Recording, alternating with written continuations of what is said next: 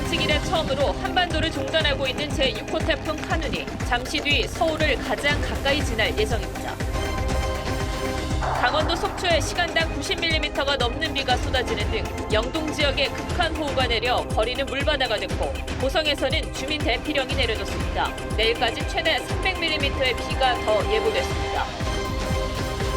대구에서 급류에 휩쓸린 남성이 숨진 채 발견되고 휠체어를 타고 가던 60대가 실종되는 등 인명피해도 발생했습니다.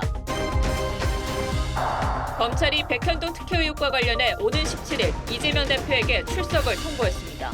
이 대표는 당당히 응하겠다면서도 국가폭력이라고 맹비난했습니다. 김은경 혁신위가 내놓은 혁신안에 당내 계파 갈등이 격화할 조짐입니다. 검찰이 조국 전 장관 딸 조민 씨를 입시 비리 혐의로 재판에 넘겼습니다. 공소시효 만료 보름여를 앞두고 기소된 조 씨는 재판에 성실히 참석하고 책임질 부분은 겸허히 책임지겠다고 밝혔습니다. 금당 흉기 난동범 최원종이 처음으로 얼굴을 드러냈습니다. 최원종은 피해자에게 죄송하다면서도 스토킹 피해 주장을 이어갔습니다. 하와이 마우이 섬에서 발생한 대형 산불로 적어도 36명이 숨지고 수십 명이 다쳤습니다.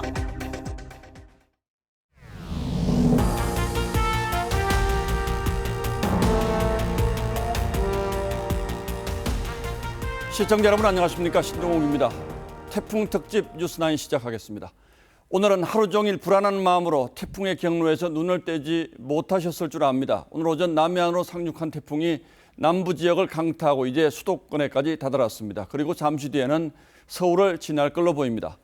태풍의 영향으로 오늘 전국에서 피해가 속출했고 앞으로도 상당량의 비가 더 예보된 만큼 아직은 마음을 놓을 때가 아닙니다. 서울 잠수교에 취재기자 나가 있습니다. 자, 조유진 기자, 오늘 하루 종일 비가 내렸는데 지금 잠수교 수위는 괜찮습니까? 네, 해가 지면서 빗줄기는 굵어졌고 바람도 불었다 그쳤다를 반복하고 있습니다. 한강 수위는 오후 들어 계속 꾸준히 차오르고 있는데 아직 이곳 잠수교는 보행자와 차량 모두 통행이 가능한 상태입니다. 현재 잠수교 수위는 4.24m로 보행자 통제 수위인 5.5m에 못 미치는 수준입니다. 하지만 문제는 지금부터입니다. 기상청은 밤 10시를 전후해 태풍 카눈이 서울 진역에 가장 근접할 것으로 예측했습니다. 이로 인해 서울 등 수도권에는 밤새 많은 비가 쏟아져 내일까지 최대 200mm가 내릴 전망인데요. 일부 지역에선 최대 초속 25m 강풍도 동반해 침수와 구조물 붕괴 등 피해가 우려됩니다. 서울엔 오전 9시부터 태풍주의보가 발령됐고 서울 주요 27개 하천과 주요 380개 등산로가 전면 통제됐습니다. 예, 큰 피해 없기를 바라겠습니다. 잼버리 대원들을 위한 K-팝 콘서트는 예정대로 내일 진행이 됩니까? 네, 그렇습니다. 내일 오후 7시 서울 상하 월드컵 경기장에서 예정돼 있는 잼버리 K-팝 콘서트는 그대로 진행됩니다. 강풍을 동반한 비가 온 뒤 많은 스카우트 대원들이 한꺼번에 몰려 안전사고 우려도 있지만 정부는 콘서트가 열리는 시간대는 기상 상황이 괜찮을 것으로 보고 무대 장치와 시설물 등을 꼼꼼히 점검할 계획입니다. 경찰도 내일 오후부터 인근 도로를 통제하고 안전사고에 대비할 예정입니다. 한강 잠수교에서 TV조선 조유진입니다.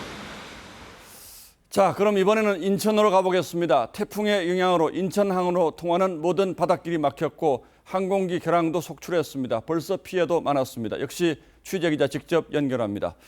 자, 강석 기자, 지금 인천은 사정이 어떻습니까? 네, 이곳 인천 앞바다에는 오후부터 굵은 비가 내리다 그치다를 반복하고 있습니다. 강한 바람이 높은 파도로 이어지면서 선박 800여 척이 밧줄에 묶인 채 이곳 부두에 정박해 있는 상태입니다. 현재 인천항 앞바다엔 최대 초속 18m의 바람이 불면서 3m의 높은 파도가 치고 있습니다. 이에 따라 백령도 등 섬으로 오가는 13개 여객선 항로도 모두 막혀 운행이 중단됐습니다. 하늘길도 막혔습니다.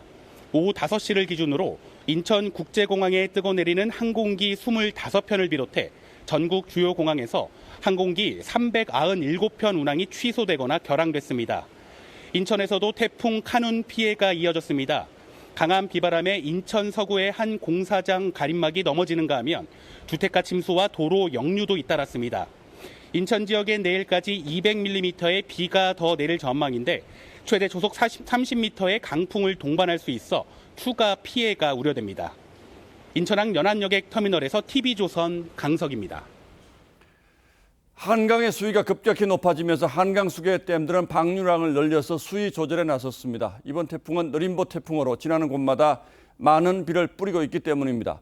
팔당댐은 이미 초당 2,000톤 이상을 방류하고 있는데 현장에 역시 취재기자가 나가 있습니다. 자, 구자영 기자, 팔당댐까지는 아직 태풍이 도달하지도 않았는데 수문을 많이 열었군요. 네, 이곳 팔당댐은 평소 방류량의 2배에 달하는 물을 뿜어내는 소리가 이곳까지 요란하게 들리고 있습니다. 어제 저녁 7시부터 방류를 시작했는데요. 현재 방류량은 초당 2,300톤에 달합니다. 오늘 새벽 5시 반 1,100톤 정도이던 팔당댐 방류량은 낮 2시 40분쯤 일찌감치 2,000톤을 훌쩍 넘겼습니다. 태풍 카눈이 북상해 수도권 일대에 많은 비를 뿌리면서 한강 수위도 급속히 불어났습니다. 북한강 수계댐인 춘천댐과 의암댐은 어제 저녁 7시부터 수문을 열고 수위 조절에 나섰습니다. 카눈은 밤새 북한으로 향할 것으로 전망되는데요. 만약 북한 지역에도 많은 비를 쏟아내면 북한의 환강댐 기습 방류가 우려됩니다. 북한 방류에 직접 영향을 받는 임진강 필승교 수위는 현재 1.5m 정도로 행락객 대피 수위인 1m를 넘긴 상태입니다. 환강댐 방류 대비 목적으로 건설된 군남댐 현재 수위도 29m가량으로 계획 홍수위인 40m까지 아직은 여유가 있습니다. 하지만 수자원공사는 북한의 기습 방류에 대비해 비상 대응 체제에 들어가 만일의 상황에 대비하고 있습니다. 팔당댐에서 TV조선 구자영입니다. 자, 이번에는 경기 남부 지역 상황 알아보겠습니다. 조금 전인 저녁 8시쯤 태풍이 경기도 남쪽을 통과했는데 위력이 얼마나 컸을지 취재기자 직접 연결해서 물어보도록 하겠습니다.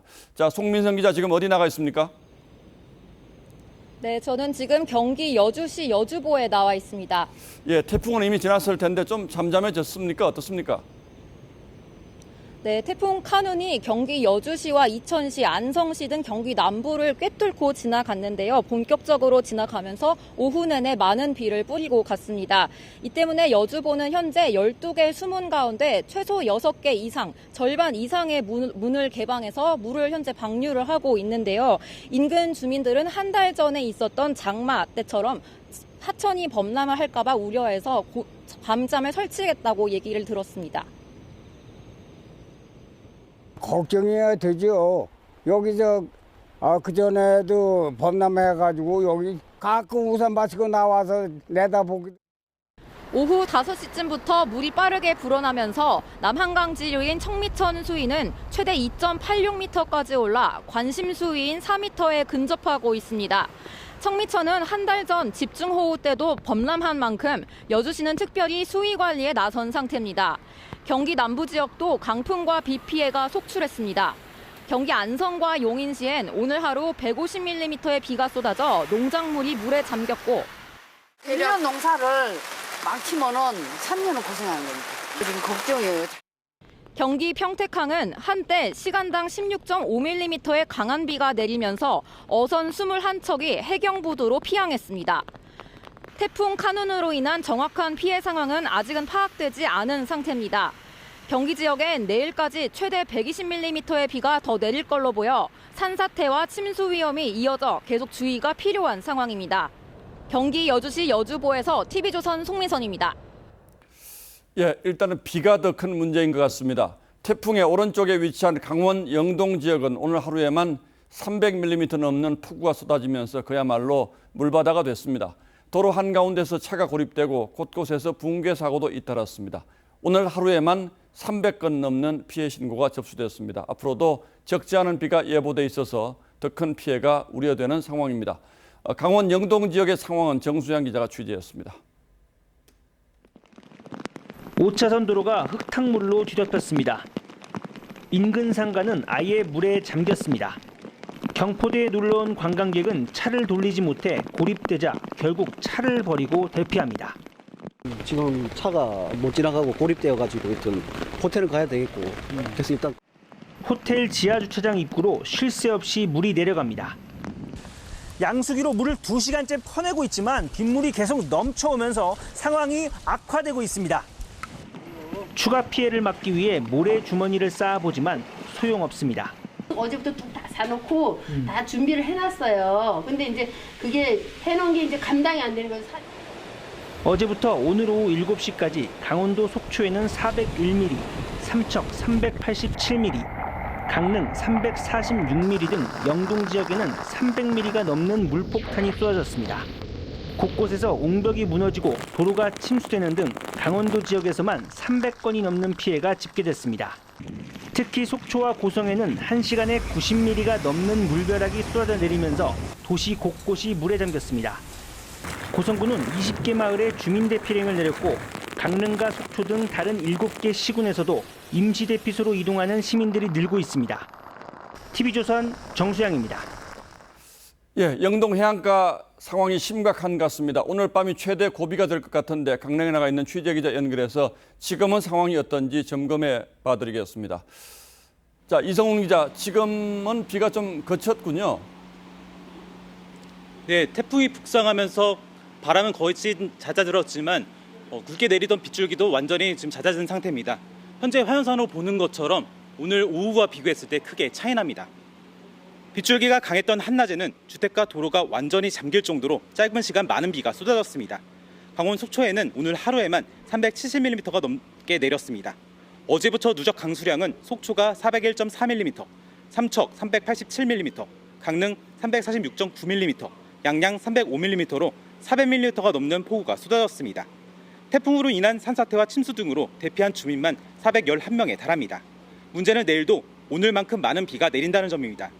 영동은 태풍의 동쪽 끝자락인데 동풍의 영향을 받아 동해 바다에서 비구름이 계속 들어오기 때문입니다. 내일까지 최고 300mm의 비가 더 쏟아질 것으로 예보됐는데 지역 주민들은 2002년 여름 루사의 악몽이 재현될까 걱정이 큽니다. 21년 전 강릉에 하루 870mm 넘는 폭우가 쏟아져 강릉에서만 68명의 사상자를 냈고 8천억 원의 재산 피해를 냈습니다. 양양에서도 26명이 숨지고 주민 3분의 1이 집을 잃어 이재민이 됐습니다. 지금까지 강릉 주문진항에서 TV조선 이승훈입니다. 예, 지금부터는 오늘 오전 태풍이 지나간 남쪽 지역 사정 알아보겠습니다. 부산에서는 파도가 해안가 아파트 화단까지 밀려들었습니다. 물바다로 변한 도로 곳곳에서 자동차들이 고립됐고 도심 하천이 범람하면서 교통이 통제되는 곳도 적지 않았습니다. 태풍의 오른쪽 반원 경남 지역 피해 상황은 하동원 기자가 살펴봤습니다. 집채만한 파도가 방파제를 훌쩍 뛰어넘습니다. 강풍과 함께 몰아친 파도가 해안가 산책로를 집어삼킵니다. 높이가 7m에 달하는 파도가 아파트 단지 앞까지 덮치자 두려움마저 느낍니다. 차 역시도 위험한 건 마찬가지입니다. 차를 타게 되면 일단 1차적인 방어가 될 수 있기 때문에. 창원 시내의 상가 앞 도로가 폭우가 쏟아진 지 1시간 만에 온통 물바다로 변했습니다. 자동차 바퀴가 완전히 물에 잠겼고 건물 지하 주차장에도 흙탕물이 들어찼습니다. 경남 창원에서는 시간당 60mm 넘는 비가 쏟아지면서 순식간에 무릎 높이만큼 물이 차올랐습니다. 어른 무릎 높이까지 찼으니까 한 50cm 이상 물이 차올랐거든요. 5분도 안 되는 상간에 경남 양산에 350mm 폭우가 내리는 등 불경에는 비 피해가 이어졌습니다. 도시마천 곳곳이 범람했고 화물차가 물살에 떠내려오기도 했습니다. 울산 태화강에선 올해 첫 홍수주의보가 내려지면서 2시간가량 고속도로가 통제됐습니다. 부산, 울산, 경남에서는 이번 태풍으로 소방에 접수된 피해 건수만 1,100건이 넘습니다. TV조선 하동훈입니다. 남부지방을 강타한 태풍은 오늘 낮 느린 속도로 내륙지방을 통과했습니다. 그러면서 많은 비에 계곡물이 불어나 학생 50여 명이 캠핑장에 고립되는 등 곳곳에서 위험천만한 상황들이 잇따랐습니다. 이광희 기자가 취재했습니다. 흙탕물이 폭포처럼 쏟아져 내리고 불어난 계곡물에 도로를 잇는 다리가 완전히 잠겼습니다. 캠핑장으로 들어가는 길목 역시 물에 잠기며 차량 통행이 불가능합니다. 계곡 건너편 캠핑장엔 방학을 맞아 놀러 온 학생 등 53명이 발이 묶여 고립돼 있습니다. 영동군은 임시대책으로 이들에게 음식 등 구호품을 전달했습니다. 다리를 보는 순간 이거는 건너갈 수 없겠구나. 잘 안전하겠고요. 무섭지 않아요. 소방당국은 로프를 이용해 대피시키는 방안도 고려했지만 어린 학생이 있는 점 등을 고려해 물이 빠질 때까지 하루 더 기다리기로 했습니다. 지하 차도 안에 차량 한 대가 잠겨 있습니다. 오늘 오전 10시쯤 경북 경산의 한 지하차도에서 60대 여성이 차량 안에 고립됐다 구조됐습니다. 물이 많이 차다 보니까 차가 시동이 꺼졌어요. 내비대하고 몇 번 안 찼는데. 흙탕물이 허리 높이까지 차오른 주택가에서 소방대원들이 할머니를 업고 빠져나옵니다. 오늘 오후 2시쯤 강원 속초에선 빗물이 집 앞에 범람해 빠져나오지 못하던 고령의 여성이 구조됐습니다. 전국에서 고립사고가 속출한 가운데 경북에서만 오늘 18명이 도로 침수와 하천 범람 등으로 한때 고립됐다가 구조된 것으로 파악됐습니다. TV조선 이광입니다. 지난 홍수 때 큰 피해를 입었던 건 산사태 때문이었습니다. 이번 역시 물러진 집안에서 흙더미가 쏟아진 곳이 많아서 주민들이 크게 긴장했는데 지난 홍수 산사태로 15명이 숨진 경북 예천의 상황은 어땠을지 이심철 기자가 찾아가 봤습니다. 길 전체가 흙탕물로 뒤덮였습니다. 마을 앞 도로도 물에 잠겼습니다. 지난달 산사태로 큰 피해를 입었던 예천 벌방리입니다. 지금 다시 많은 비가 내리면서 마을 골목길이 급류로 변했습니다. 당시 실종됐던 주민 2명은 아직도 찾지 못했습니다. 산사태 등으로 15명이 숨진 경북 예천에 또다시 산사태 경보가 발령됐습니다. 주민들은 한 달여 만에 악몽이 되살아날까 불안합니다. 처음에도 물이 요만큼밖에 안 찼거든. 요만큼밖에 안 찼는데 갑자기 들삭지 뿌렸어요. 그때하고 똑같은 현상이에요. 경북 지역에서만 산사태 우려 등으로 7천여 명이 마을 회관과 경로당 등 임시 거처로 대피했습니다. 강원 양양에선 폭우에 옹벽이 무너지고 리조트로 들어가는 산길도 흘러내린 흙더미에 막혔습니다. 경남 창원에선 토사가 흘러내리면서 왕복 4차로가 한때 통제됐습니다. 부실돼가 물이 많이 좀 내려온 거거든요. 땀프로 덜내고 그러고 응급 복구를 해요. 현재 전국 대부분 지역에 산사태 위기경보 최고 수준인 심각 단계가 내려진 상태입니다. TV조선 이심철입니다. 태풍은 물벼락뿐 아니라 최대 초속 35m의 강풍으로 전국을 핥히고 지나갔습니다. 건물 지붕이 뜯겨나가고 힘없는 간판들을 종이짝처럼 날렸습니다. 수백 년을 버텨온 속리산 정이품송도 가지를 잃었습니다. 박건우 기자가 취재했습니다.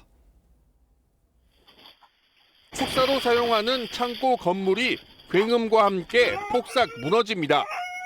집주인은 미처 피할 겨를도 없이 부서진 잔해물에 뒤덮여 넘어집니다. 태풍 카눈이 몰고 온 강풍과 밤새 50mm가 넘는 폭우에 시달리던 주택 지붕이 무너졌습니다. 왔다 하면서 탁 뒤에서 땅 잡아 당기면서 넘어가고 진짜 내가 막 팔을 때리네. 성인 키보다 큰 상가 간판이 바닥으로 떨어지고 가로수는 바람에 꺾여 아예 뽑혔습니다. 순간 초속 30m가 넘는 강풍의 위력은 대단했습니다.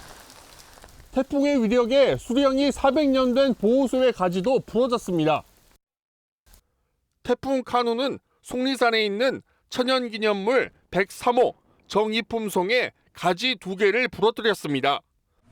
과수 농가들이 자식처럼 키우던 과일들은 바닥에 떨어졌고 한창 익어가야 할 벼들도 돌풍에 옆으로 쓰러졌습니다. 농사가 못 되는데 어쩔 올 때마다 이러죠, 태풍이.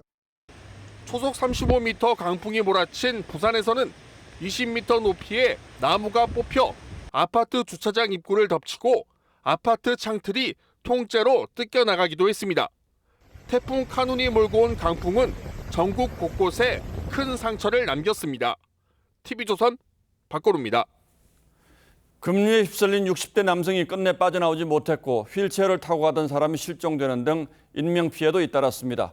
곳곳에서 아찔한 순간들이 이어졌고 내 몸을 아끼지 않는 헌신의 기적 같은 구조 소식도 전해졌습니다. 이렇게 우리 모두에게 힘겨웠던 하루가 지나고 있습니다.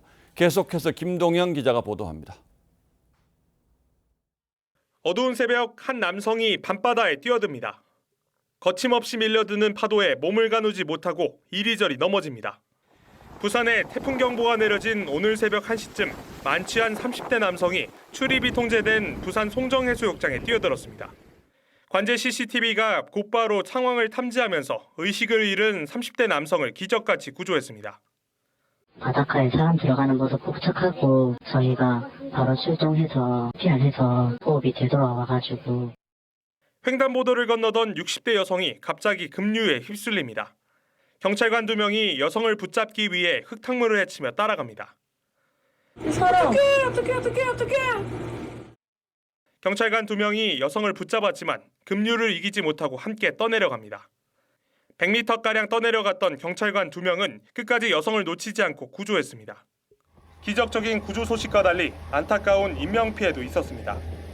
대구 군위군에서 급류에 휩쓸린 60대 남성이 숨진 채 발견됐고 대구 달성군에선 전동 휠체어를 타고 가던 60대가 실종됐습니다.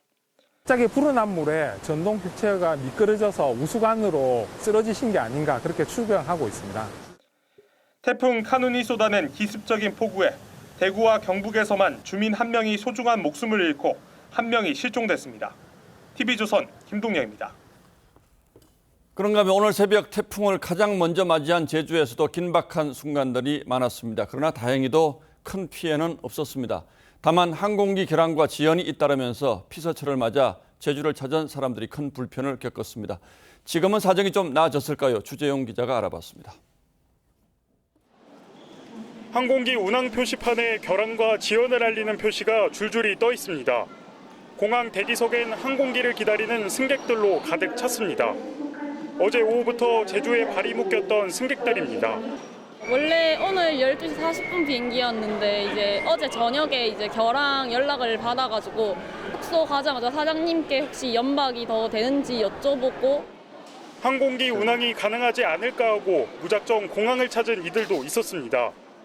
어제는 분명히 결항이라고 했는데 그게 자꾸 말이 바뀌어가지고 오늘은 계속 놀 계획이었는데 그랬는데 또 갑자기 또 비행기가 다시 잡히게 돼서 오늘 오후 들어 제주도는 태풍 경보가 해제되면서 제주공항은 일부 운항 재개에 들어갔습니다. 오늘 제주공항에선 운항이 예정된 266편 가운데 36편이 지연 운항했고 130편은 취소됐습니다. 대한항공은 승객 수송을 위해 특별기도 10편 투입했습니다. 오늘 하루 동안 전국 14개 공항에서 결항된 항공편은 김포공항 92편, 김해공항 85편 등 400편에 육박합니다. 태풍 카눈이 지나간 제주공항 사정은 나아졌지만 태풍 북상으로 육지공항의 기상이 악화됐기 때문입니다. 한반도를 관통하는 태풍 카눈 때문에 제주공항 이용 승객들이 하루 종일 불편을 겪었습니다. TV조선 주재용입니다. 예, 다음 뉴스입니다. 옹벽 아파트로 불리는 경기도 성남 백현동 특혜 의혹을 수사 중인 검찰이 이재명 민주당 대표를 피의자 신분으로 소환 조사합니다. 소환 날짜는 오는 17일로 결정됐습니다. 이 대표는 그동안 중앙정부의 압력으로 이 아파트를 허가해 줬다는 주장을 해왔는데 검찰은 이 대표가 최종 결재권자로서 인허가에 개입한 정황을 확보하고 소환을 결정한 걸로 알려졌습니다. 더 자세한 내용은 이재중 기자가 전하겠습니다. 대장동과 위례개발사업 배임 혐의로 2차례, 성남FC 3자 뇌물 혐의로 한 차례 검찰에 출석한 이재명 민주당 대표. 17일에는 백현동 개발비리 피의자로 검찰 조사를 받습니다. 옹벽 아파트로 불리는 백현동 개발은 성남시가 용도를 4단계 상향하는 등 특혜성 인허가를 해주면서 개발업체가 3천억 원대 수익을 얻었습니다. 이 대표의 주요 혐의는 배임. 최종 결재권자로 성남 도계공 참여를 배제해 성남시가 얻을 수 있는 이익을 포기했다는 게 검찰 판단입니다. 또 이재명한테 확인했더니 뭘 왔냐고 그러더라고. 정주성한테 했더니 누가 안 해도 된다고 그러더라고. 검찰 관계자는 인허가권자인 이 대표가 개입한 정황이 있다고 설명했습니다. 검찰은 또 이 대표가 연루된 검사 사칭 재판에서 증인에게 위증을 사주한 혐의도 조사할 예정입니다. 이런 가운데 이 대표의 부인 김혜경 씨의 수행비서였던 배모 씨는 경기도 법인카드 유용 혐의로 열린 1심 재판에서 징역 10개월에 집행유예 2년을 선고받았습니다. 배 씨 유죄가 확정되면 공범으로 수사 중인 김혜경 씨도 재판에 넘겨질 전망입니다. TV조선 이재중입니다. 예, 이로써 이재명 대표는 대표 취임 이후 4번째 검찰 소환 조사를 받게 됐습니다. 이번에도 역시 당당하게 출석해 조사를 받겠다고 했습니다. 하지만 검사 카르텔, 최악의 국가폭력이란 말로 수사에 불만을 표시했고 민주당은 수사 검사들의 실명을 공개하며 압박했습니다. 정치권의 반응은 신유만 기자가 취재했습니다. 검찰 소환 소식이 전해진 오늘 아침, 이 대표는 SNS에 국가폭력이라고 올리더니 최악의 카르텔은 검사 카르텔이란 댓글까지 달았습니다. 이어 당 대변인을 통해 조사에 응하겠다면서도 정권 위기 때마다 이재명 죽이기에 나선다고 반발했습니다. 기자들을 만난 자리에선 백현동 용도 변경은 박근혜 대통령 요구에 의한 것이라고 주장했습니다. 뒤집어 씌우는 것이 가장 큰 국가 폭력입니다. 대통령이 요구한 국가 소유 토지 용도 변경해 준 게 특혜라는 게 말이에요. 박근혜 정부 당시 국토부 요청에 따라 용도 상향을 했다는 건데 지난해 국토부는 당시 성남시에 용도 상향을 요청한 바 없으며 시에서 판단할 사항이라는 내용의 회신 공문을 공개했습니다. 박범계 전 장관이 위원장인 당 검찰 탄압 대책위는 망신주기 수사이자 조작 수사라며 또다시 수사검사들의 실명을 공개했습니다. 수사를 담당하는 반부패 수사일부 부장검사, 검찰에 경고합니다. 국민의힘은 이 대표의 사법 리스크는 열거하기도 버겁다고 했습니다. 범죄 혐의 꼬리 자르기 시도도 결국 진실 앞에서 무력화되고 실체적 진실이 드러나기 시작하고 있습니다.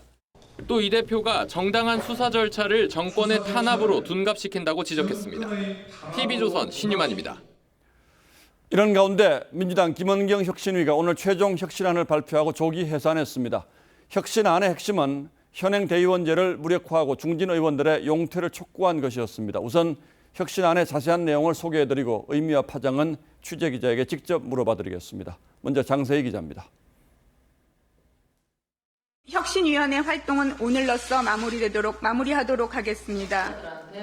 민주당 혁신위가 출범 52일 만에 조기 해산하며 세 번째이자 마지막 혁신안을 발표했습니다. 전당대회 투표 반영 비율을 현행 권리당원 40%, 대의원 30%, 여론조사 25% 등에서 권리당원 70%, 여론조사 30%로 바꾸는 게 핵심입니다.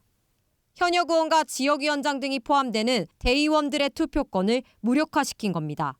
당원 수가 한 100배로 늘었고 더불어민주당의 전국적인 어떤 권리당원 기획반도 굉장히 확정되어 있고 그런 제도를 유지할 필요가 없게 된 것입니다.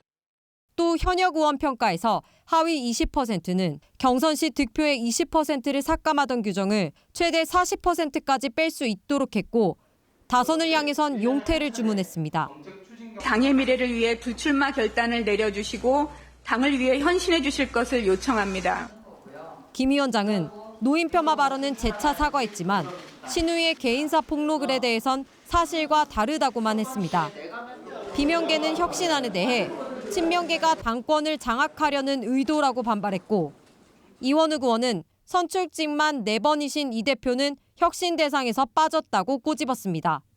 문제는 딴 데 있는데 왜 처방을 엉뚱한 걸 하냐 이 얘기를 계속하고 있는 거죠.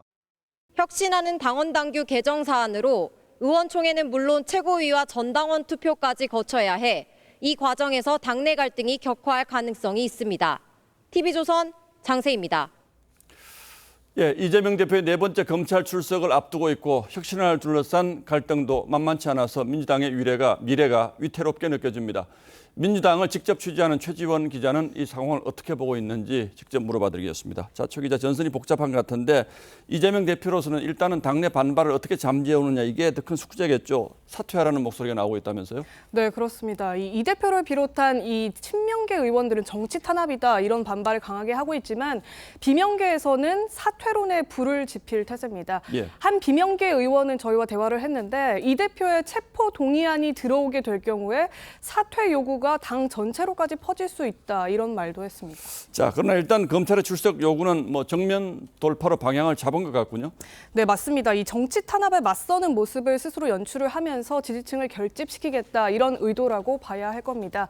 이 문제는 이 대표의 사법 리스크가 오는 17일 출석 이후에도 계속될 가능성이 높다는 거죠. 예. 검찰 출석 닷새 뒤인 22일에는 이미 2차례 연기된 이화영 전 경기도 부지사의 쌍방울 대북 송금 사건 재판이 있습니다. 이전 부지사 발언에 따라서 추가 소환 조사는 물론이고 구속영장도 청구가 될 가능성이 있는 상황입니다. 자, 최 기자 말대로 구속영장이 청구되면 이 대표는 불체포 특권 포기하겠다 이렇게 얘기했는데 이거 어떻게 될까요? 예, 그런 말을 직접 했었죠. 예. 이 이화영 전 부지사 공판이 2차례 말씀드린 대로 연기가 되면서 8월 말쯤으로 예상이 됐던 검찰의 영장 청구, 정기국회가 시작되는 9월로 늦춰질 것으로 예상되고 있습니다. 이 정기국회는 임시회랑 달라서 회기를 자를 수가 없기 때문에 예. 체포동의안 표결을 반드시 거쳐야 하거든요. 이 방탄 논란이 또다시 불거질 수 있는 만큼 민주당으로서는 다소 부담스러운 상황에 놓일 수 있습니다. 이 비명계 이원욱 의원도 저희와의 대화에서 이 대표가 당론으로 체포 동의안을 가결시켜달라고 스스로 말을 해야 한다 이렇게 주장을 했습니다. 자, 이렇게 이제 8월, 9월까지 계속 혼란스러운 상황이 이어지고 결국 10월쯤에는 사퇴할 수밖에 없을 것이다. 이게 이제 10월 사퇴론인데 이제 이런 전망이 나오는 거죠. 네, 그렇습니다. 이 가정의 상황이긴 물론 합니다만 이 대표가 구속이 되고 또 대표직에서까지 물러나게 된다면 민주당은 전당대회를 다시 열어서 당대표를 뽑아야 합니다.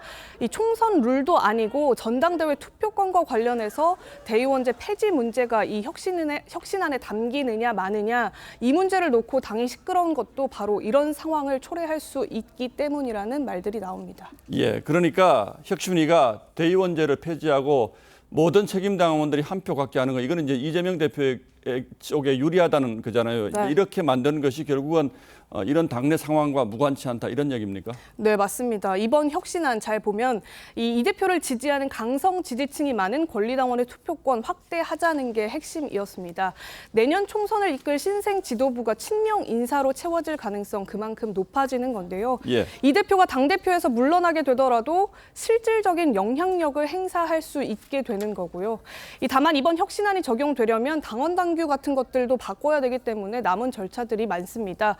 실제 당내에서는 혁신안이 그대로 받아들여지진 않을 거다. 이런 회의론이 지금 적지 않은 상황입니다. 예, 뭐 혼란스럽긴 합니다만 총선이 다가서면 민주당이 갈등을 수습하고 새로운 체제로 돌입할 것이다. 이런 전망도 있고 또 반면에 최악의 경우에 당이 쪼개질 것이다. 이런 예상을 하는 분들도 있는데 최 기자는 어느 쪽에 더 무게를 둡니까?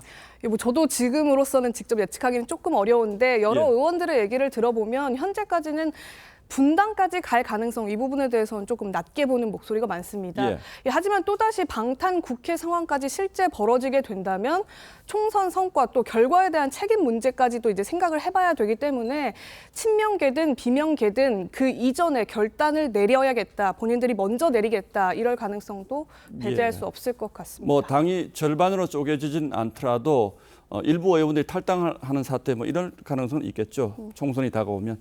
자, 어쨌든 민주당으로서는 이제 다음 달 9월이 이제 가장 중요한 분기점이 되겠군요. 예, 최지원 기자 잘 들었습니다.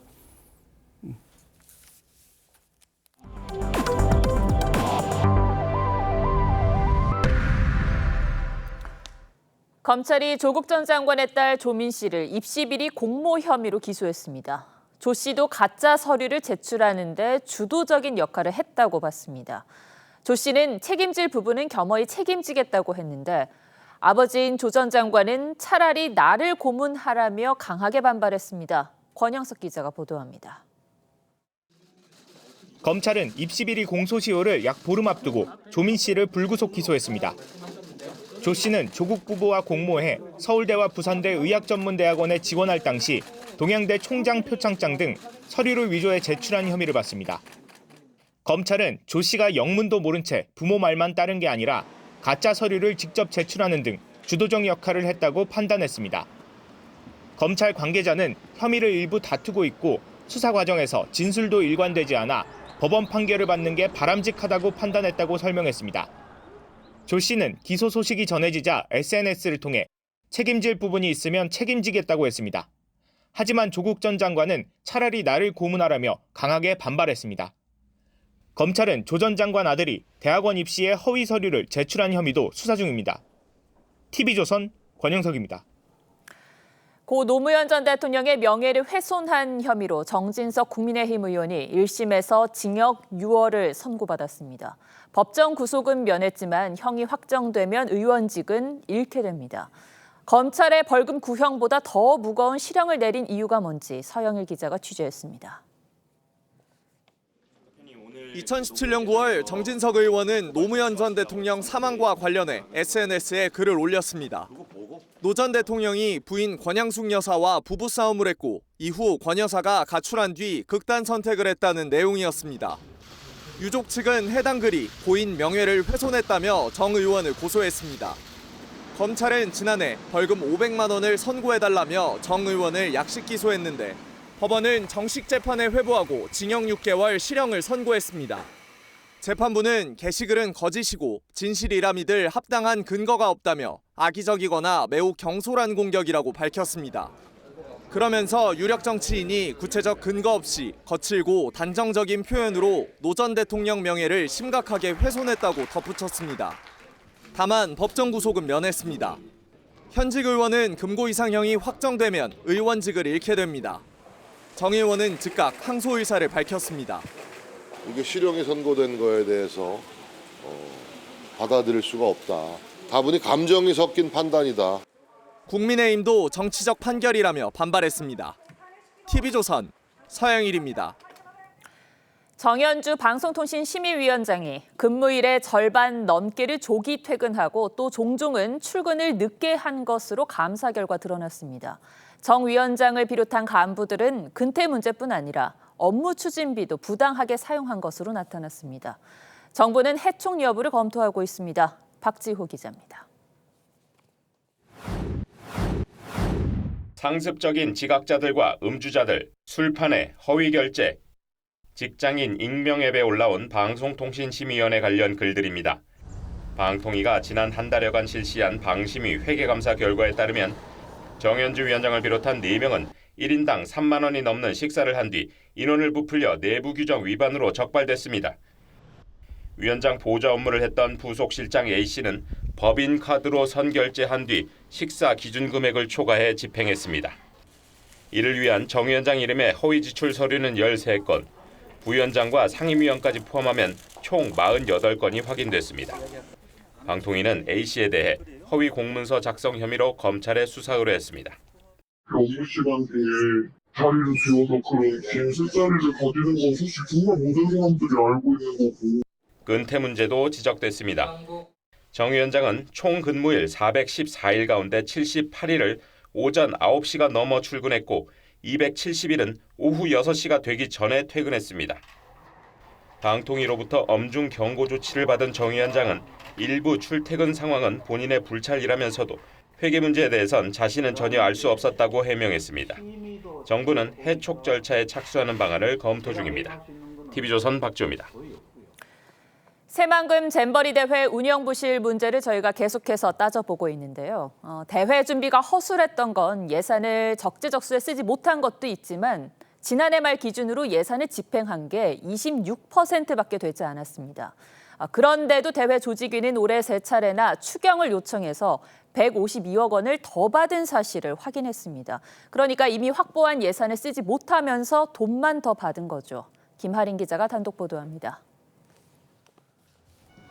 지난 3일 잼버리 대원들이 벌레 물림과 온열 질환을 호소하며 야영장 내 병원 안에 줄을 섰습니다.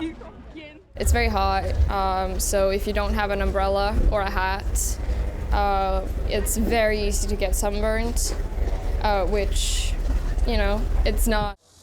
새만금 잼버리 조직위원회는 올해 추경을 요청해 포충기 설치와 해충 기피 재구입에 2억 7천만 원, 염분 알약과 물 얼음 구입에 3억 5천만 원을 추가로 확보했습니다. 하지만 실제 폭염 대비와 해충 방제엔 실패했습니다. 조직위가 여성가족부에 4월과 6월, 7월 3차례 요청한 추경액은 총 152억 원. 넉 달 동안 올해 배정 예산 358억 원의 42%를 증액했는데 홍보와 조직 운영 등의 명목으로 따낸 추가 예산이 53억 원에 달했습니다.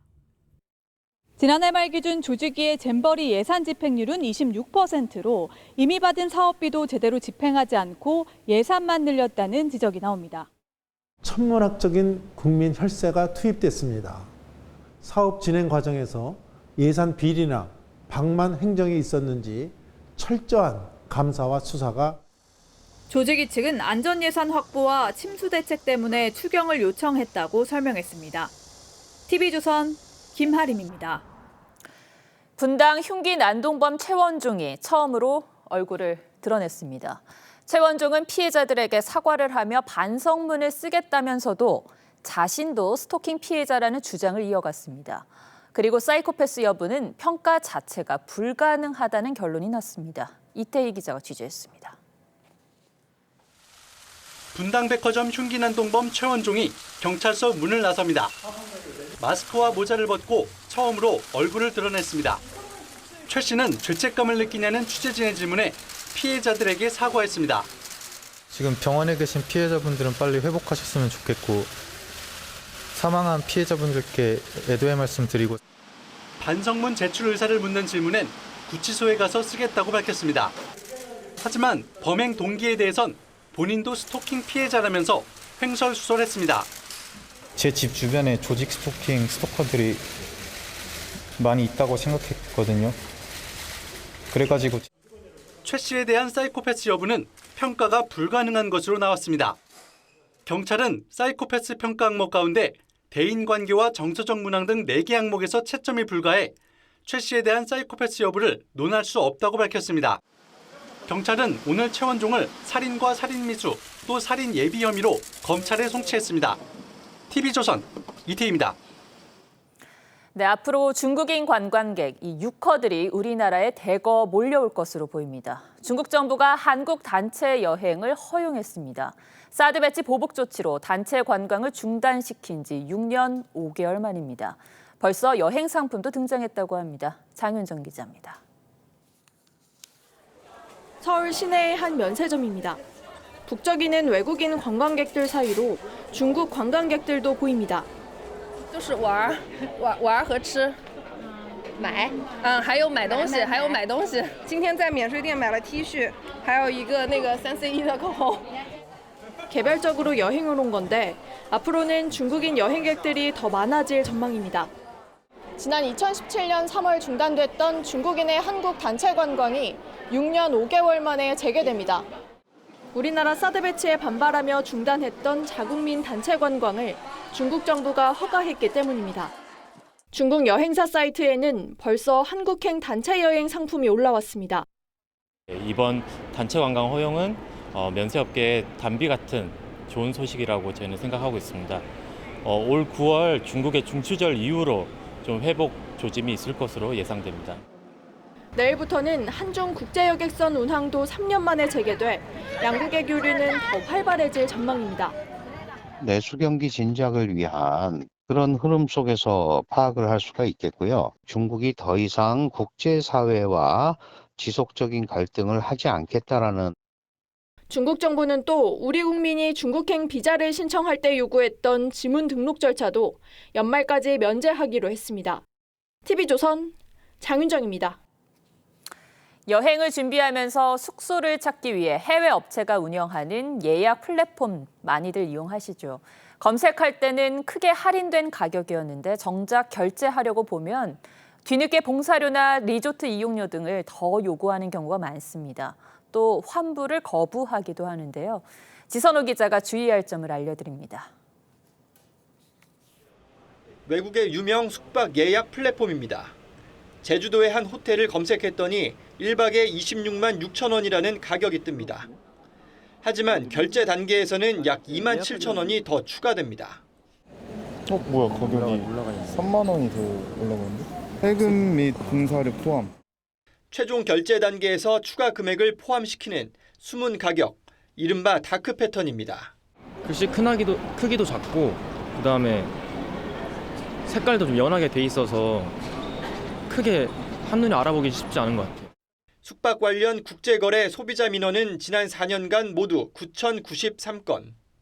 이 중 외국 숙박 플랫폼과 관련한 불만은 전체의 64.3%였습니다.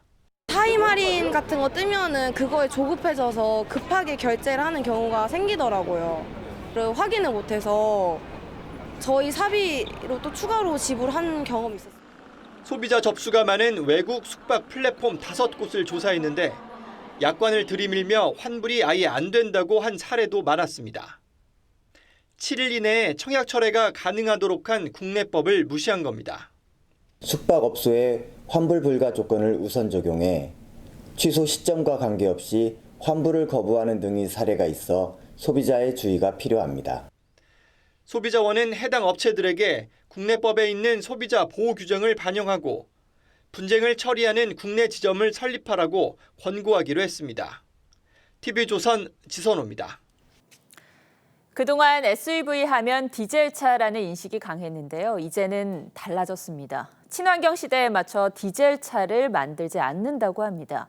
크면서도 친환경인 SUV가 대세입니다. 장혁수 기자입니다. 직선이 두드러지게 보이는 현대차의 새로운 SUV가 베일을 벗습니다. 기존 모델보다 몸집이 더 커졌습니다. 차박과 캠핑 등 야외 활동 열풍에 발맞춘 변화인데 환경을 생각해 디젤 모델은 아예 내놓지 않았습니다. 재원 증대, 차체 비율 개선을 통해 여유로운 실내 공간을 제공하고 외장 사이즈를 증대했습니다. 도요타도 몸집을 키운 새로운 SUV를 가솔린과 하이브리드 모델로 선보였고 KG 모빌리티는 SUV 전기차 모델 출시를 앞뒀습니다. 수입 디젤 SUV의 대명사였던 아우디도 하반기에 SUV 전기차 출시를 예고했습니다. 기존의 이 내연기관차 중에서 디젤은 아직도 남아있던 것이 이제 SUV였는데 이것도 다 버려서 이제는 친환경으로 가고 있다는 거. 차에서 캠핑하는 차박이 유행으로 자리 잡으면서 우리나라의 SUV 판매 비중은 2020년 52.3%에서 지난해 60.5%로 꾸준히 증가하고 있습니다. 올해는 2018년 이후 5년 만에 SUV 연간 판매량이 20만 대를 넘길 것으로 보입니다. TV조선 장혁수입니다. 예, 그럼 여기서 다시 태풍의 진로를 따라가 보겠습니다. 지금쯤 서울에 아주 접근해 있을 것 같은데 잠수교에 나가 있는 취재기자 연결하겠습니다. 조유진 기자 어떻습니까? 태풍의 영향이 좀 느껴집니까? 네, 해가 지면서 빗줄기는 굵어졌고 바람도 불었다 그쳤다를 반복하고 있습니다. 오후 들어 한강 수위는 계속해서 차오르고 있는데 이곳 잠수교는 여전히 보행자와 차량 모두 통행이 가능한 상태입니다. 9시 30분 기준 잠수교 수위는 여전히 4.23m로 변경돼 여전히 보행자 통제 수위인 5.5m보다는 낮은데요. 문제는 지금부터입니다.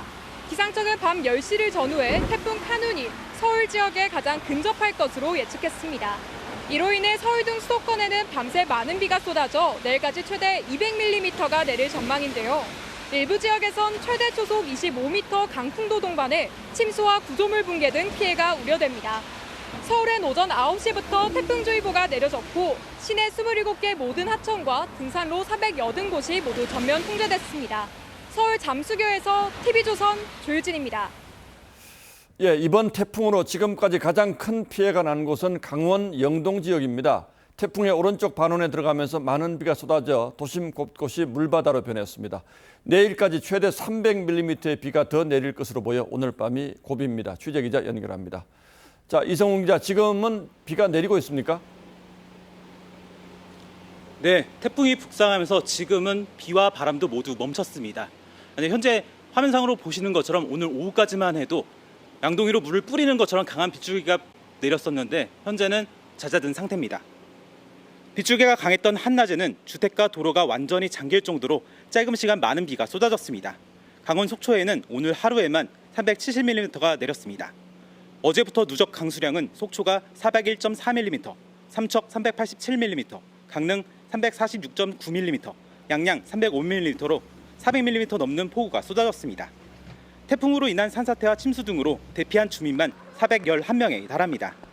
문제는 내일도 오늘만큼 많은 비가 내린다는 점입니다. 영동은 태풍의 동쪽 끝자락인데 동풍의 영향을 받아 동해 바다에서 비구름이 계속 들어오기 때문입니다. 내일까지 최고 300mm의 비가 더 쏟아질 것으로 예보됐는데 지역 주민들은 2002년 여름 루사의 악몽이 재현될까 걱정이 큽니다. 21년 전 강릉에 하루 870mm에 넘는 폭우가 쏟아져 강릉에서만 68명의 사상자를 냈고 8천억 원의 재산 피해를 냈습니다. 양양에서도 26명이 숨지고 주민 3분의 1이 집을 잃어 이재민이 됐습니다. 지금까지 강릉 주문진항에서 TV조선 이승훈입니다. 수도권에도 하루 종일 비가 내리면서 한강 수위가 급격히 높아졌습니다. 한강 수계 댐들이 일제히 수문을 열어서 수위 조절에 들어갔고 특히 팔당댐은 초당 2,000톤 이상을 방류하고 있습니다. 팔당댐으로 다시 가보겠습니다. 자, 구자영 기자, 한강이 범람할 위험은 없겠죠? 네, 이곳 팔당댐은 평소 방류량의 2배에 달하는 물을 내뿜는 소리가 이곳까지 요란하게 들리고 있습니다. 앞서 소식을 전해드릴 때 방류량은 2,300톤 정도였는데 조금 전에 추가 방류를 알리는 사이렌이 울렸고요. 밤 10시부터 2,950톤의 방류가 승인된 상태입니다. 오늘 새벽 5시 반 1,100톤 정도이던 탈당댐 방류량은 오후 2시 40분쯤 일찌감치 2,000톤을 훌쩍 넘겼습니다. 태풍 카누리 북상의 수도권 일대에 많은 비를 뿌리면서 한강 수위도 급속히 불어났습니다. 북한강 수계댐인 춘천댐과 의암댐은 어제 오후 7시부터 수문을 열고 수위 조절에 나섰습니다. 카누는 밤새 북한으로 향할 것으로 전망되는데요. 만약 북한 지역에도 많은 비를 쏟아내면 북한의 환강댐 기습 방류가 우려됩니다. 북한 방류에 직접 영향을 받는 임진강 필승교 수위는 현재 1.4m 정도로 행락객 대피 수위인 1m를 넘긴 상태입니다. 환강댐 방류 대비 목적으로 건설된 군남댐 현재 수위도 28m가량으로 계획 홍수위인 40m까지 아직은 여유가 있습니다. 하지만 수자원공사는 북한의 기습 방류에 대비해 비상 대응 체제에 들어가 만일의 상황에 대비하고 있습니다. 팔당댐에서 TV조선 구자영입니다. 네, 세계적인 휴양지 하와이의 큰 산불이나 마우이 섬이 잿더미로 변했고 적어도 36명이 숨졌습니다. 허리케인이 몰고 온 강풍에 불이 순식간에 번지면서 주민들이 바다로 뛰어들어 대피했을 정도입니다. 황정민 기자입니다. 차량이 불구덩이 사이를 아슬아슬하게 빠져나갑니다. Let's go! 운전자가 경적을 울려보지만 사방이 불과 연기로 뒤덮여 속력을 내지 못합니다. 현지 시간 9일 하와이 마우이 섬에 대형 산불이 덮쳤습니다. 이틀 전 시작된 불씨가 허리케인을 타고 주요 관광지 라하이나 지역까지 무섭게 번지면서 휴양지가 한순간에 잿더미가 됐습니다. We just had the worst disaster I've ever seen. All Lahaina is burnt to crisp, and it's like an apocalypse. 수천 명이 자택과 숙소에서 필사에 탈출을 했고 일부는 바닷가에 뛰어들기도 했습니다.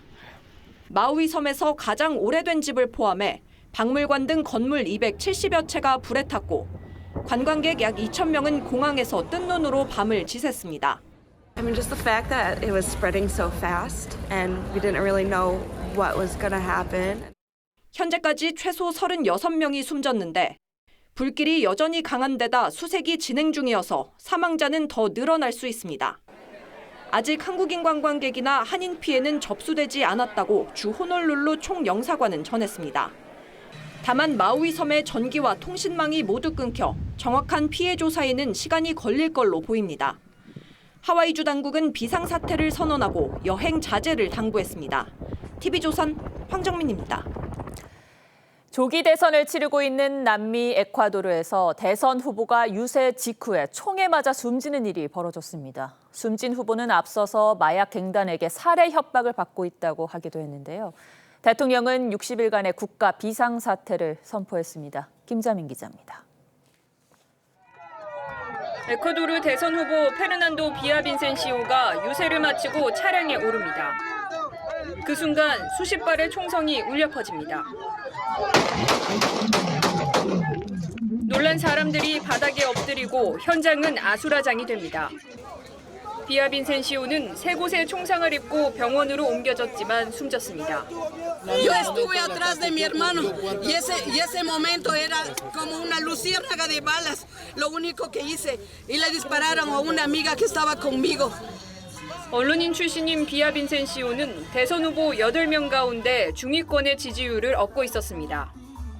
마약 조직의 범죄를 비판하며 부정부패 타파를 주장해왔는데 지난주엔 갱단의 두목으로부터 협박을 받고 있다고 밝혔습니다. Advertencia que si sigo refiriéndome a él y a su estructura, ellos atacarán en mi contra o atentarán contra mi vida. 용의자는 사살됐고 경찰관 등 9명이 총상을 입었습니다. 대선을 열흘가량 앞두고 벌어진 초유의 사태에 일부 후보는 선거운동 중단을 선언했습니다. No puede continuar esto. Hay que parar la violencia. 에콰도르에선 올해만 시장 2명이 마약 갱단에 피살되는 등 전국 불안 속에 사회 혼란이 가중되고 있습니다. TV조선 김자민입니다. 국제올림픽위원회, IOC 선수위원회, 박인비, 김연경 등 내로라 하는 스포츠 스타들이 도전장을 내밀었죠. 오늘 첫 관문인 후보자 면접을 치렀는데 세계 무대를 점령하던 스타들도 긴장감을 감출 수는 없었습니다. 이다순 기자가 담아왔습니다. 경기장 안에서는 누구보다 화끈하고 당찬 김연경이지만 검은색 정장을 입고 면접장에 들어선 모습에선 긴장감이 가득합니다. 진종호, 이대훈, 박인비 등 IOC 선수위원회에 도전하는 스포츠 스타들이 그 첫 관문인 한국 후보자 면접에 참여했습니다. 화려한 커리어를 뽐내는 선수들답게 강점도 가지각색입니다. 스포츠 영향력에서는 제가 또 다른 선수들에 비해서 그런 스포츠를 좀 더 많이 알리고 또 스포츠를 전파할 수 있는 그런 영향력을 제가 가지고 있다고 생각하기 때문에 제가 그래도 후보자 중에서는 가장 어린 후보자가 아닌가라고 생각을 해서 아무래도 국가대표를 20년 한 경력이 지난 4월 출산 후 조용히 IOC 선수위원 도전을 준비했던 박인비는 비장의 영어 실력을 뽐내 눈길을 끌었습니다. It is an honor to be here today with all these great athletes of our country, and I am ready to devote myself to my fellow athletes as an IOC. 5명의 후보자들은 각각 30분씩 리더십, 외국어 능력 등 비공개 면접을 받는데 최종 후보자 1명은 오는 14일 원로 회의를 거쳐 선발됩니다. 임기 8년의 IOC 선수위원은 내년 파리올림픽에서 전 세계 선수단의 투표로 최종 4명이 결정됩니다. TV조선 이다솜입니다.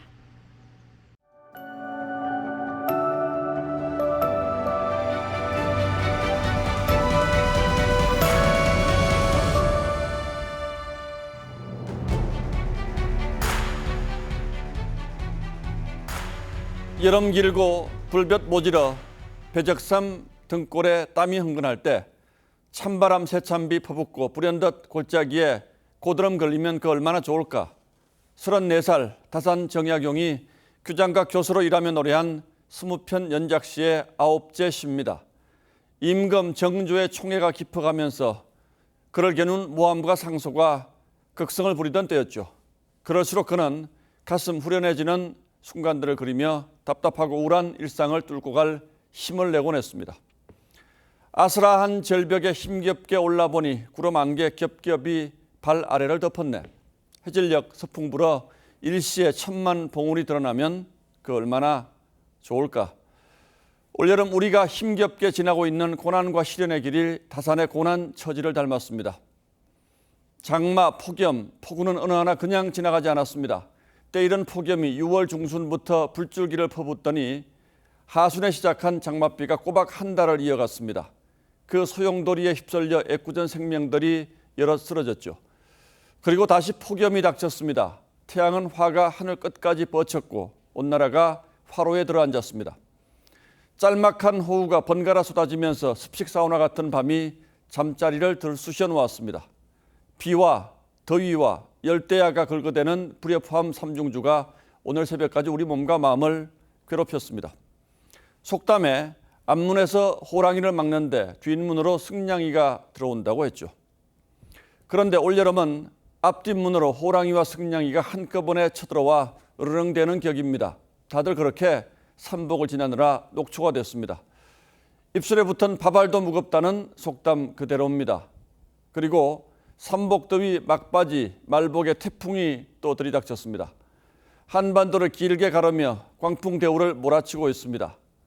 비는 한밤에도 은빛으로 빛나는 대나무, 은죽처럼 내리꽂습니다.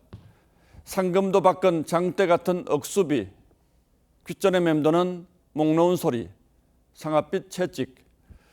자연이 인간을 호되게 꾸짖는 이 채찍질은 온전히 피할 수는 없어도 늘 그랬듯 상처를 안으면서 또 뚫고 나가겠죠. 그리고 다산의 노래처럼 성큼 가을이 다가설 겁니다. 길고 긴 찜통더위 큐키한 냄새에 축 처져 하루하루 보내다가 문득 가을 하늘 맑고 드넓어 끝간대까지 한 점 구름 없으면 그 얼마나 좋을까요? 그렇듯 태풍이 여름의 불길을 꺼뜨리고 떠나면 삼복 내내 지고 온 마음의 화가 시선 듯 가시길 바랍니다. 새치 혀로 토해내는 가전 요설과 마음을 후벼 파는 온갖 독설, 그 모든 아우성과 손가락질도 함께 찾아들기를 기다립니다. 8월 10일 앵커의 시선은 태풍 속의 기도였습니다.